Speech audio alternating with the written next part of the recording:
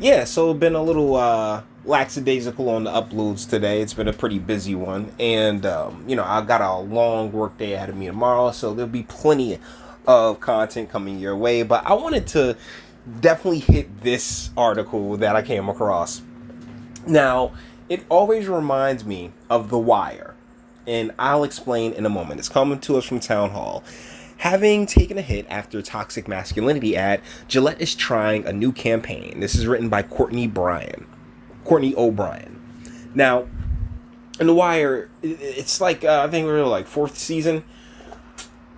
Stringer Bell gets played by Clay Davis, who's a state senator, and he's upset. He lost a lot of money, so he goes to see Slim Charles and says, "Hey, we got to put a hit on this state senator."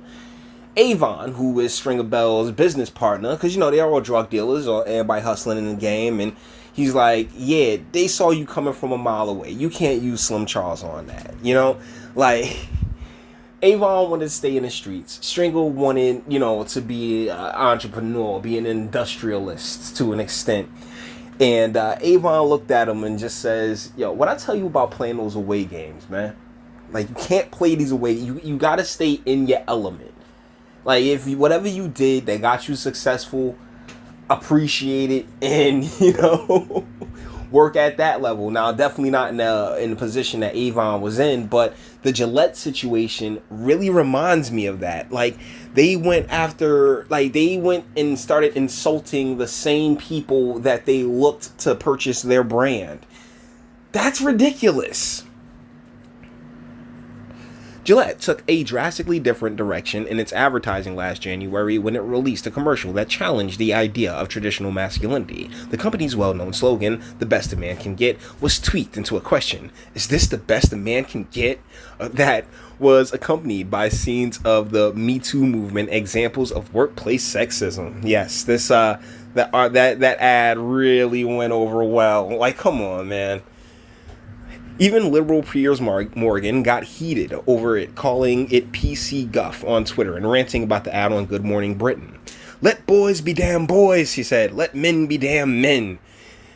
A few months later, Gillette released another social justice-like ad which depicted a father teaching his daughter how to shave. Cue more backlash.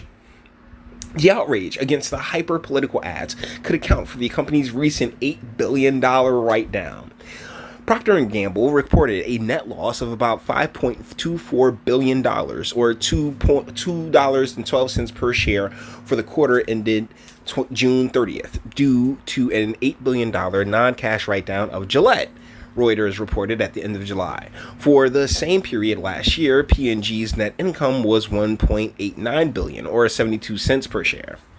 The company opted to blame the numbers on the increased competition from the likes of Dollar Shave Club and Harry's. It also pointed to a decreased demand for men's razors.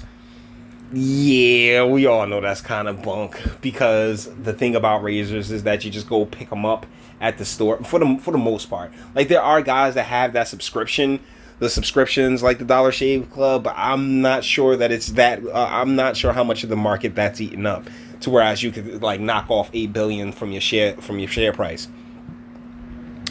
Lower shaving frequency has reduced the size of the developed blades and razors market, according to CFO John Moeller. But the latest Gillette ad at least suggests that the company has learned its lesson about the unpopularity of its PC campaign. The razor company is shifting to the spotlight from social issues to local heroes. First up is Australian firefighter and personal trainer Ben. Yeah, we're not even going to do all that. The new ad, which launched last week, stars Ben Z. He's been a firefighter for 19 years. Oh, that's great. Male consumers may not think Gillette is still the best they can get, but they can admit that this kind of advertisement is at least better. So, here's the deal.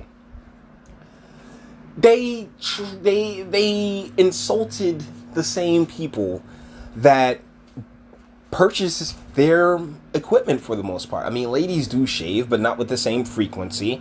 And it's a matter of, like, I remember the ad executive behind it being this great feminist that was like, yes, oh my goodness, Men are really gonna appreciate this. And it's like, no. And that's really where Disney comes in on this, because I want to go to this Market Watch article where the Disney whistleblower told SEC the company inflated revenues for years. And I've actually heard speculation that is something that also happened with like Captain Marvel. Like all they do is like cook the books for and really like inflate the first weekend numbers and some of their movies and stuff like that. I mean, and I'm not sitting here throwing out any disparities or anything else like that, but when it comes to Disney, they're playing the away games as well. I mean, think about it. With Star Wars, what did they say? They said they wanted to go after females. It's like, that's not what got you to where you are, though. That's not what got Star Wars where it was. Now, Disney had their whole princess thing, and that was cool as hell. Like, that was alright. But there's been this infiltration of the girl stuff into the boy stuff and trying to say, oh, yeah, well, I mean, boys can, girls. I mean, and there's no one's to sit there and say, oh, yeah, you can't, like I do always feel as if the idea that, oh, there are boys' toys and there's girls' toys and, they're never to be intertwined. I've always felt like that was dumb. I like easy bake ovens because it was food. So, like, let's not play that game. But at the same time, the reason that these companies got as popular as they was is because they also geared towards the differences between the male and the female brain, and that's how it got so separated in the first place. And that separation is necessary. I mean, you got, like I said, with Kathleen Kennedy in Star Wars, she said she wanted to, oh yeah, the Force is female now. We're gonna completely shut off this whole section, and now look at that Galaxy's Edge spot, dead, man. I saw the D23 thing, the D23, the Disney Expo thing where it's going to be Avengers Campus. Like, why don't you just Great Adventure it, make a ride, and call it a day instead of saying here like, yo, they got. I mean, who knows if they actually have the cash to just keep dumping billions upon billions into these ventures, man. Seriously. But yeah, I just like Disney's been playing. This is part of the reason why, Disney ends up playing these playing the away games, man. Like they've been playing the away games. It's going to be very interesting to see how that plays out.